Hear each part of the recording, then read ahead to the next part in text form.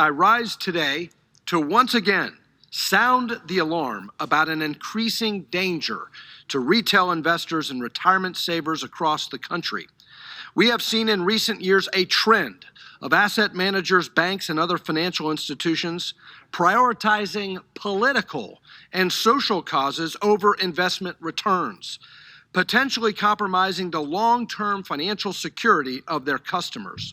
We have seen companies cede the primacy of shareholders to so-called stakeholders, endangering the long-standing corporate governance principle of directors' and officers' fiduciary duty. Corporate leaders continue to accede to the calls from the extreme left to shun certain industries, deprioritize financial growth, and comply with a radical corporate governance reform agenda out of fear of being publicly shamed. I fear that, if left unchecked, this trend will accelerate in the coming years as government continues to pressure financial institutions to be agents of social change at the expense of savers, customers, and shareholders. Without a strong defense of free and fair market principles, we risk witnessing a decline in American economic exceptionalism that will have long-term material impacts on our constituents. Earlier this month, former Vice President Biden announced that he would appoint Brian Deese as the chairman of the National Economic Council. Mr. Deese will join the administration from his current post as the head of sustainable investing at BlackRock. In that capacity, he serves as a leading proponent of BlackRock's environmental, social, and governance, or ESG, investing strategy. BlackRock has been perhaps the most vocal asset manager on restricting access to capital for legally operating fossil energy businesses and limiting choices for their investors based on misguided public relations goals. This, in part, is attributable to the efforts of Mr. Deese, who has orchestrated the curious investment strategy of actively alienating an entire sector of the American economy, the U.S. energy sector, and the millions of jobs it supports, while at the same time enthusiastically providing access to capital to Chinese businesses which threaten American competitiveness and national security. The appointment of Mr. Deese is a harbinger of things to come.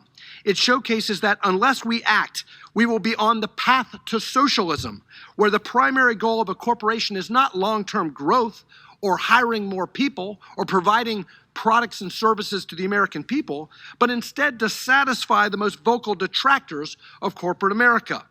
So-called stakeholder capitalism, or the left's ideals for it, takes for granted the laws of supply and demand and discounts the market forces that govern businesses' success or failure. Shareholder primacy is not about elevating the select few. It is about establishing metric-based accountability for corporate leaders to ensure they are operating efficiently and effectively. That efficacy and productivity then in turn benefits employees, communities, and suppliers. In today's market, a company cannot be successful without a focus on these other constituencies, but it must first and foremost make a profit to be viable. Caring about broader social concerns, treating employees, suppliers, and customers well and ethically, and engaging in philanthropy within the community may all engender social support for a corporation. But in that sense, it may advance long-term shareholder value maximization. But that is not the paradigm those on the far left are urging the business community to adopt. Instead, they want a new paradigm. A paradigm that subordinates the interests of shareholders to the whims of stakeholders who have no ownership interest in the corporation whatsoever, replacing the focus on shareholder value maximization with a focus on stakeholder interests unrelated to the core business of the corporation would not only authorize officers and directors to breach their fiduciary duties to the owners of the corporation, it would in the long term undermine the corporation's ability to advance the interests of employees, suppliers, customers, and other stakeholders. The socialists think that shareholder value maximization is always inconsistent with other stakeholder interests. The opposite is often true. I believe we are only scratching the surface of how the radical left hopes to remake corporate America in its socialist image. We must act diligently to preserve the spirit of free enterprise, promote healthy economic growth, and protect the long-term interests of investors. With Brian Deese departing from BlackRock, perhaps that firm can reevaluate its obligation to the investors who entrust their assets to them, to prioritize returns over political errands, to focus on maximizing shareholder value instead of groveling before radical environmentalists, socialists, and the extreme far left. I yield back.